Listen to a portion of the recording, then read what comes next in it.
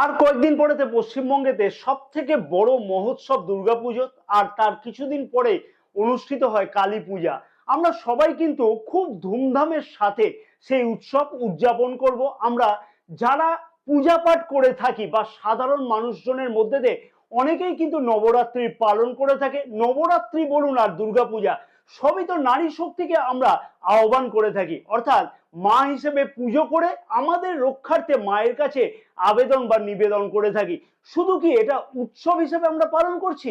মা দুর্গা অথবা 10 মহাবিদ্যা অথবা মা কালীকে আমরা কি কেউই চোখের সামনেতে দেখেছি?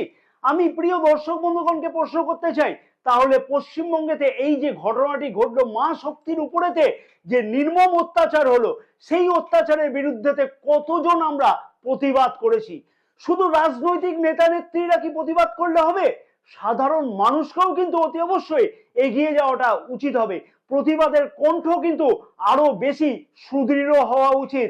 তাহলেই তো মা দুর্গা অথবা মা কালী অথবা 10 মহাবিদ্যা সবারই কিন্তু উচিত সম্মান হবে। কারণ ঈশ্বর কিন্তু প্রতিটা মানুষের মধ্যে দিয়েই আছে। আজকে আপনার ঘরে বা আমার ঘরে মা বোনের যদি কিছু হয় এইরকম ধরনের, তাহলে কি তার জন্য আমরা এগিয়ে যাব না? মাতার আশীর্বাদেতে এইরকম ঘটনা যেন কারোর ঘরের মা বোনের সাথে না হয়ে থাকে। তাই প্রিয় দর্শক বন্ধুগণকে অনুরোধ করলাম, একান্তভাবে অতি অবশ্যই কমেন্টস করে এই প্রতিবাদ জানান এবং সবাই কিন্তু মা বোনের বিরুদ্ধে যে অত্যাচার হচ্ছে সেই অত্যাচারের বিরুদ্ধে অতি অবশ্যই রুখে দাঁড়ান। তাতেই কিন্তু নবরাত্রি বা মা দুর্গার পূজা অথবা যে দেবীর আপনি পূজা করুন না কেন, সেইটাই কিন্তু অতি অবশ্যই সার্থক হবে।